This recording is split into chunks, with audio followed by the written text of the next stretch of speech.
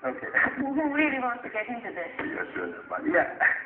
No, it's a great place to start. It's a great place to start. I mean, this is ideally you need to do some sort of karting before, go-karting, pro-karting. What you need to run a couple of years. You need to start young. I mean, even all of us. I mean, everybody starts a bit too late. I did a lot of karting when I was very young, but then I stopped for a little while, and the karting gives you a lot of sort of basic insights to driving. It gives you that, it sort of builds your reflexes up, it gives you the control and little sort of hints here and there of how to handle the car and how to handle the big car. So I think karting is very important. So you need to have some sort of karting background. And then you need to step into this. This is not it's a fast car. It's not hugely fast. I mean, you're not doing 200 kilometers an hour, obviously. But I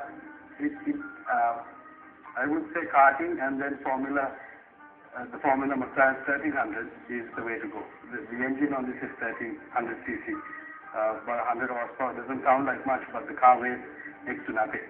So power to weight ratio is very high and it's very quick, therefore. So what do you think is the minimum age? Well, for karting, if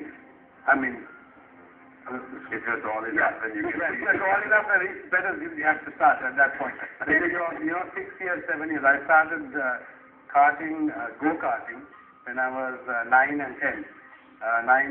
10 I used to ride go-karts, and then what happened is the go-karts sort of stopped here in this country, and I went into pro-karts, which are a little bit slower, but so, that age or even earlier is when you really need to start driving. I don't think many parents out there would really encourage kids to do it. Well, go-karting is safe. Pro-karting is definitely safe. Pro-karting, absolutely no problem. Any age, 8, 9 years old, you're not going quick enough to do a lot of damage, right? But, so I think go-karting at a young age is a must because it really, really changes the way you drive later on. Zandu, also on top of that, when you say go-karting or pro-karting, do we have the facilities to do it? Because in my knowledge, we've got one place down in Bhattramul, and that's just one design. Yes. Available for the public. Yeah. Well, at the moment, it's Speed Room, which is in Bhattramul, which is a nice track. And they're very active, so they have championships running throughout the year. Young kids coming in. And actually, it's them who also run the Formula McLaren. So what they're doing now is, who comes up from the young kids who win the championship, or the top 10, top 20 kids of the year who are running the championship in the go-kart or in the pro-kart, is chosen to try and participate in the Formula McLaren. So they are trying to get in younger people than even us into the Formula McLaren, which is a really good thing, because as I said, you need to start young. It is the only track we have at the moment. I think there's another one coming up a bit of a distance from me. I'm not sure exactly where it is, but there is another track sort of opening up. Like I said, things will improve. I mean, this track will also open. Speed Zone track will probably get bigger later on as business grows and stuff like that. Also, if you have the opportunity to go abroad and race, that makes a huge difference as well. Because just going to a country like Dubai, if you go to Singapore, wherever, you go for a holiday to Singapore, Bangkok, or Dubai, especially Dubai and Singapore, they have some nice tracks there. Go-kart tracks, pro-kart tracks. And it's nice to drive on a track that you have not driven before, because that sort of changes everything again, because you get used to it, accustomed to a track here. So if you can do that, it makes a difference. So go-karting is the way forward. Well, go-karting is definitely a start. Definitely. Right. So that's once again a little bit on racing. Dr. Let's also talk about the passion involved when it comes to taking up racing as a sport. Yeah. Yeah. Well, I mean, you have to sort of really want to do it, because you see, you watch it on TV and you think it's very glamorous and very easy, and all you see is the driver coming in and getting into the car and the TV and about 5 girls behind him, and And then he comes across the checkered flag, and then he gets up and carries the trophy, and it's very easy. And it looks good.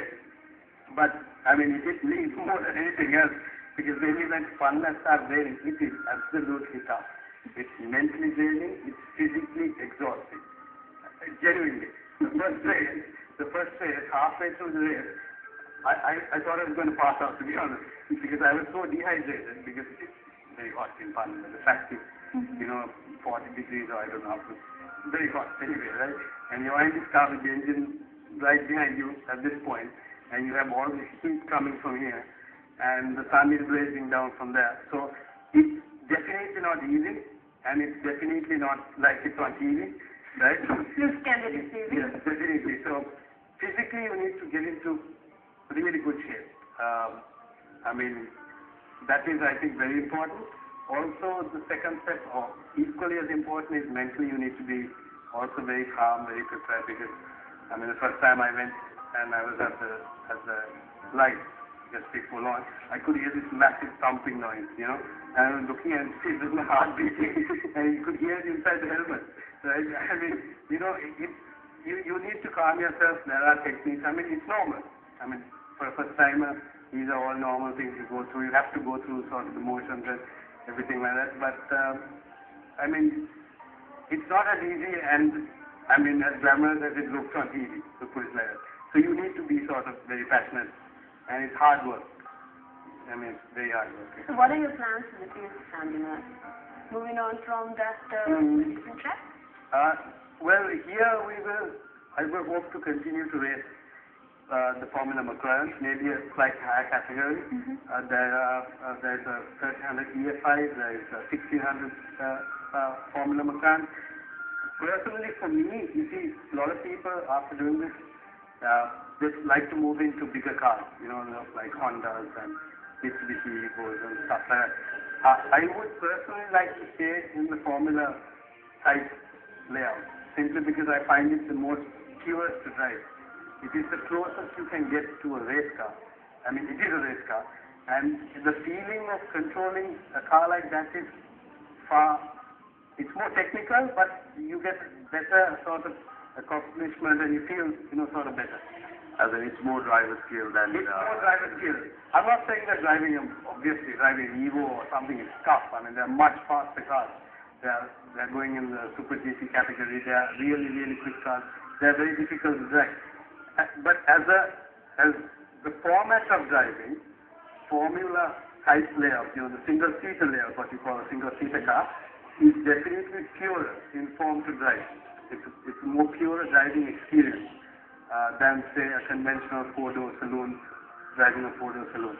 Because all of those cars are compromised in some way because they are meant for road. But this car is meant only for track, only for racing. So more of not a fast and the furious sort of thing. No, definitely not. Definitely not. So he's not going to be crashing anybody in his cars. He's just going to be racing. That's what he wants to do.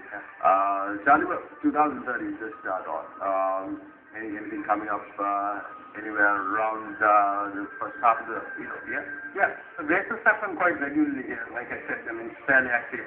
I think February first week or second week, 8th, 9th or something is the first championship round of the speed championship, what you call the speed championship. And I think that's in Pandala. So, I mean, it's not too far away. I mean, people should come and watch it. It's a nice track. It's a beautiful track, Pandala. It's a bit of a distance, but, if it's a worthwhile track to come and watch. It's a worthwhile race to come and watch, once in a while. It's not too far, is it? Yeah, it's 1 hour, 15 minutes, 1.5 hours max.